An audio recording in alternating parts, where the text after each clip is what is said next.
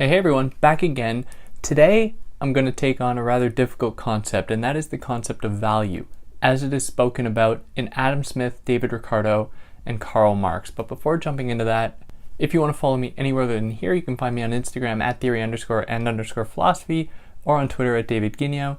If you're new here, welcome. I'm David. I try to explain philosophical concepts and ideas in a way to make them accessible to you. So if you're new, like, share, subscribe, tell your friends. If you want to help me out, do all of those things. And if you want to help me out monetarily, you can do that via Patreon or PayPal, but obviously no pressure. If you found this on YouTube, you'll be able to find it in podcast form pretty much anywhere where you get podcasts where there shouldn't be any ads. Or if you found this in podcast form, you'll be able to find it in YouTube where you'll find the video and me sitting in front of my empty bookcase because I'm moving to La Belle Province. I'm moving to Montreal. And yeah, that's my life situation right now. So let's jump into this. Now, I've done a number of episodes on Adam Smith's The Wealth of Nations and on David Ricardo's Principles of Political Economy and Taxation. And right now, probably there have been 2 episodes come out on the first volume of Karl Marx's Capital, but that's underway. Those episodes are coming out weekly. So if you want more from Smith and more from Ricardo, you can go check out those other episodes I've done, or the first couple of episodes of Marx's Capital. You can go find those as well on this channel.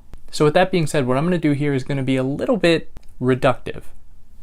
I'm not going to be able to give a full hour-long presentation about this term. I'm just going to give you a few minutes to give you a fair understanding of what value means in the world of political economy and its criticism as Karl Marx performs that criticism. So here we're going to start chronologically with Adam Smith.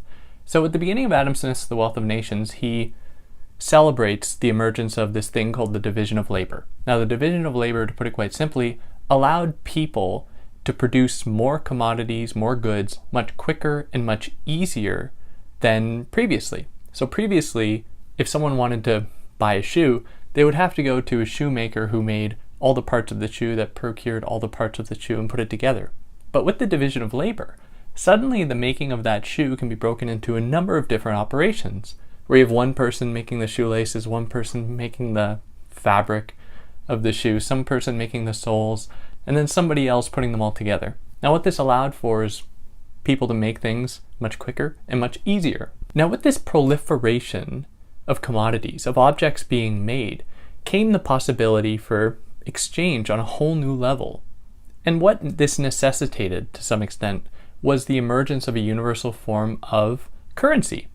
So, instead of me going to the market with something I didn't need, let's say I didn't need a shovel that I once had, I would go to the market with the shovel and say, what can I get for this shovel? Perhaps nobody would want that shovel. And then I would be in trouble because I can't get the things I need by getting rid of this other thing because no one wants it. So the entrance of money in the form of gold, silver, and as they would develop into paper money, allowed for all things to be exchanged for all other things, insofar as they were going to be transformed into money, which could then be used to buy other things. You didn't need to rely on someone needing, in my case, a shovel. I could sell the shovel for money, and then that money can be used to buy something else, because everybody recognizes money, be it gold, silver, paper money, whatever, as a legitimate form of value. So what does that mean? Well, really, quite simply, money in gold, silver, paper money, or whatever, is a representation of value, of a thing's worth. Now, Adam Smith is clear that an object, a commodity, is comprised of 2 kinds of value. It is comprised of use value and exchange value. Now, money stands in for exchange value. It is what is going to determine how much an object will sell for in the market. Whereas a use value is a little bit more subjective. I might not have use for the shovel, somebody else might, but someone else yet might have a great use for the shovel and will do anything they can to acquire the shovel. And so between these 3 examples, the use value is different. Now, I'm not saying that exchange value is this homogeneous thing that is never going to change, but exchange value can be represented in the form of money as something that can be exchanged, which can then facilitate exchange, whereas that doesn't necessarily guarantee that somebody is going to see use value in a thing and want to buy it. So even if I go to the market with a shovel and someone says, I don't really need that, but I think later I'll be able to sell it. So I will give you $10 for the shovel. I'll hold on to the shovel, it's mine now, and then I'm going to sell it later. Perhaps that day will never come. So that shovel had an exchange value, but it didn't have a use value because the person who bought it isn't using it, and until it gets sold again, it has no purpose for them. So in this way, Smith is very clear that an object can either have a use value or an exchange value. Now, if that person were to say, oh, well, maybe I can use the shovel, I have to build a trench or dig a well or whatever, then it will have some use value. Now, how is the value of a thing, of a commodity, determined? Well, Smith says that it is equivalent to the total quantity of labor required to make and bring that thing to market. So if it took 2 hours, let's say, to make a shovel, then the price of the thing as a representation of value is going to reflect the amount of labor that went into it. Now, with a shovel, chances are the person who made it had to rely upon acquiring metal, or had to acquire wood. That doesn't just fall down from the sky. Chances are they had to buy it from somewhere else. But when you buy raw materials like that, you are not saying that those raw materials have value in themselves.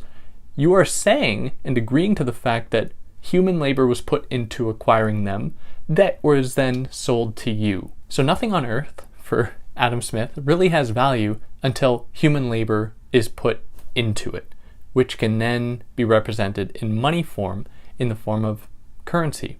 So that person who makes the shovel goes and buys materials that are the product of people's labor, that they are then going to factor into the cost of the shovel, because if it cost them $5 for the materials, which is just saying $5 for the labor that went into the materials, what that does then is it must be added to the cost of the end product in order to make up for that cost. So for Adam Smith then, value is reducible to labor, to the amount of labor that goes into making a thing. But we're confronted with a problem here, because labor isn't free.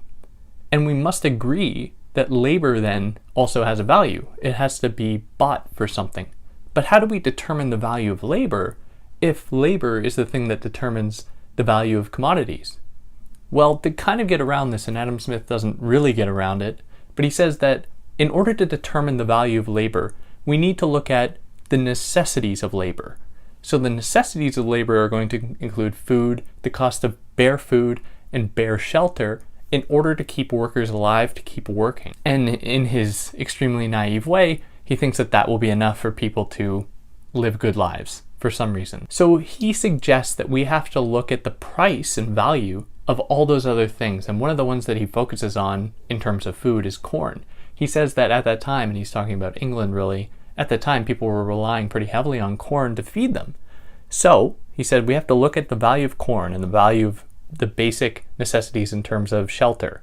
And then once we've calculated that to find out how much money it's going to cost in order to keep people alive, then we can figure out the value of labor, because that value cannot go beneath the cost of those necessities, or else laborers will cease to exist, and then that will be a problem to the capitalists, to the landowners, to the property owners that employ those people. But the issue here is that all that's saying is that the value of labor power is determined by the value of all of these other essentially commodities that are only made real, brought into existence through labor. Corn doesn't happen on a mass scale without labor. You can't build shelter without labor. And so here we have a kind of circular logic where Smith, all he ends up saying is that value, the value of value is determined by value.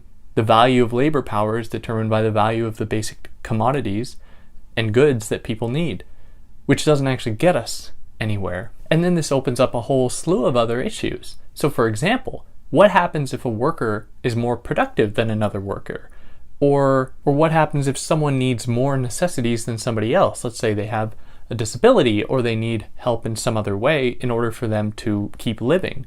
What happens to the value of labor then? And of course, Adam Smith doesn't say anything about that.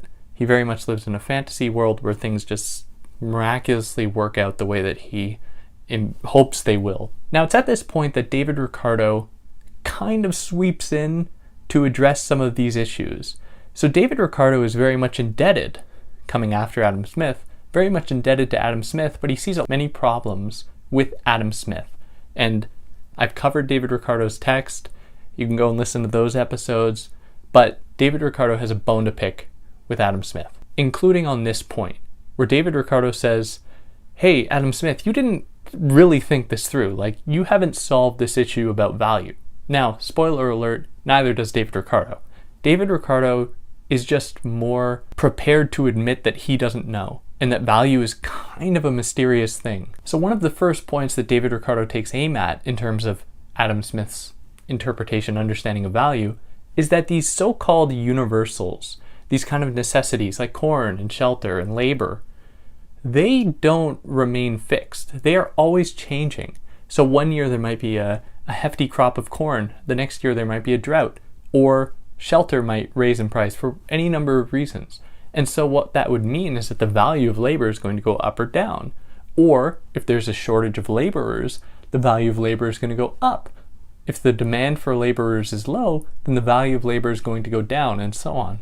So whereas for Adam Smith, he talked about prices and said that prices are only kind of a representation of real value that is reducible to labor, the kind of reality, or to borrow Kant's term, the kind of noumenon underneath all objects that is their truth, that we can never fully understand. Ricardo says these two things are pretty much one and the same. All of these commodities are going to undergo fluctuations. Labor is going to undergo fluctuations. These necessities are going to undergo fluctuations. Their value then is pretty much the exact same thing as their dollar price that is going to undergo fluctuations. And so we don't really need to concern ourselves with finding the so-called truth of value here, because it doesn't really get us anywhere and it's going to be impossible to actually discern. Where Ricardo agrees is that labor does hold some value. You need labor. Labor can't just go away. And at the end of his book, at the end of Principles of Political Economy and Taxation, he says that machinery poses a fundamental threat to the circulation of commodities and the accumulation of wealth, because wealth can only really be generated through human labor, because it is what gives value to things, even if that value is never going to be really steady or fixed. Now, with automation and machinery, human labor is going to become more and more obsolete, and so therefore there's going to grow a greater gulf between the price of things and the actual value that goes into them as it comes about through human labor. So it's from here that Marx kind of takes the reins to some extent and responds to both Ricardo and Smith to point to some issues in the way that they conceptualize labor and they conceptualize its relationship to value and determining value. So Marx is not satisfied with this idea that labor determines value, full stop. He qualifies it instead to say that it's not just labor. So we can't just look at a commodity and count up the amount of labor that went into it, and then we will just know what a thing's value is.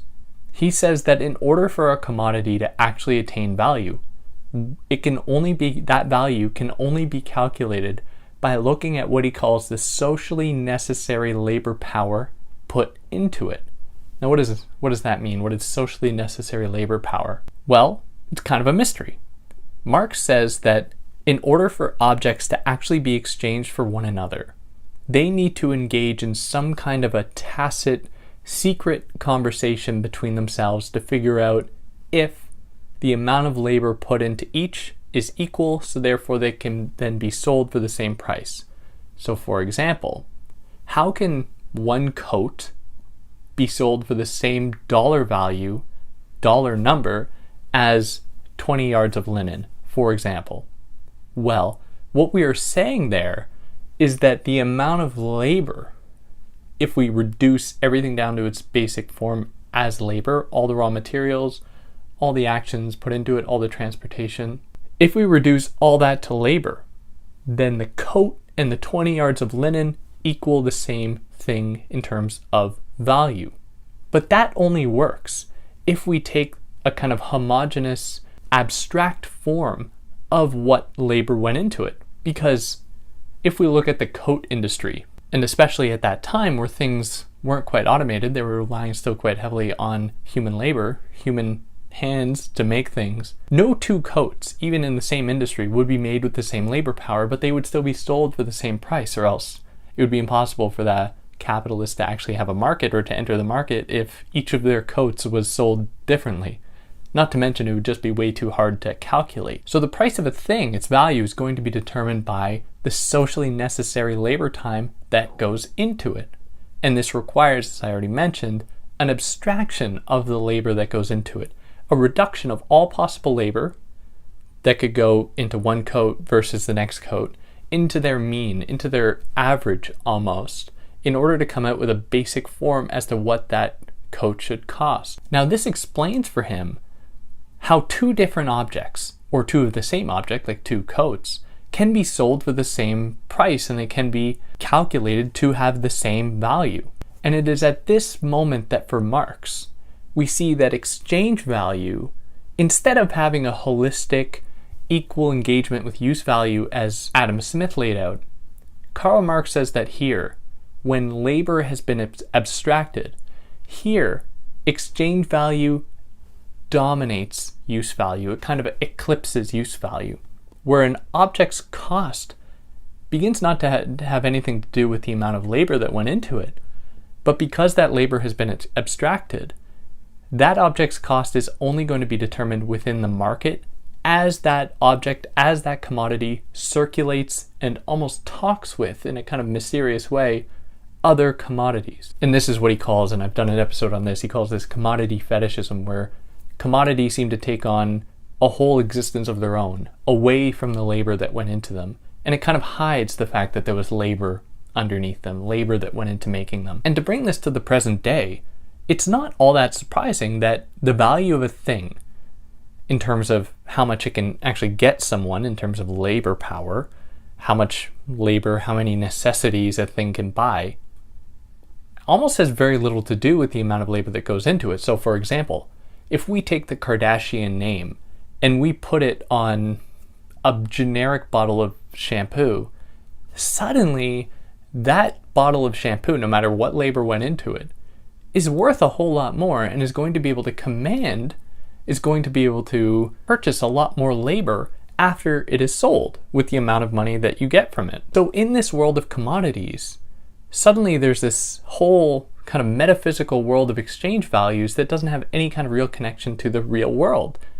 Almost commodities just float around and engage with one another in a kind of a mysterious way. Another thing that Marx takes aim at in terms of Smith and Ricardo is that he's not quite so sure that money is a direct representation of value, or that there is a kind of clear connection to it. And he says this for two kind of big reasons. He says that in the world of commodities, what happens is that a commodity is sold for more than what it cost in terms of labor, which makes sense, because otherwise the capitalist wouldn't make profit, which could then be turned into capital to go back into the industry, back into their corporation, back into their buildings, their machinery, whatever, so that they can make more money. Objects need to be sold, commodities need to be sold for more than they actually cost. So here he says there is kind of a gulf, kind of a separation between the value of a thing and the amount that is sold for. And this gulf is growing and growing and growing. Now he says that the same thing, and this is the second point that he kind of makes about this, he says that when a laborer enters the market, they are giving up a commodity, and that commodity is their labor.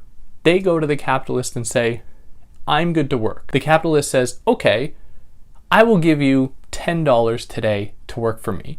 Now the capitalist knows very well that that person's labor has to actually earn more value than $10 worth. Otherwise the capitalist wouldn't make a profit. So that worker is actually earning the capitalist maybe $11. So between the $11 and the $10, the capitalist has earned a $1 profit on that day's work of the laborer. So here, the actual dollar value that goes into paying a worker for labor has not a one-to-one relationship with the value of labor. So between price and between value is a distance that is kind of irreconcilable, and there doesn't seem to be a way under the system to reconcile them. Now with all of this, one of the dire warnings that Marx lays out is that we are moving further and further away from a connection to tangibility. And this isn't just Marx. If you read Adam Smith and you read Ricardo, they are very clear that there needs to be direct connections between price, dollars, value, and labor. And they also say, and we've already moved way beyond this, that paper money cannot exceed the amount of gold in circulation. Now, what they were saying with that is that we cannot move beyond our means.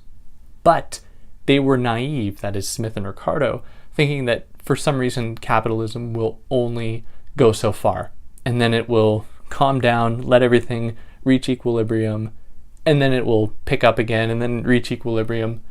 Rather, what we're seeing, and this is what Marx points out, is that as value and price get further and further apart from one another, it will produce crises and catastrophes.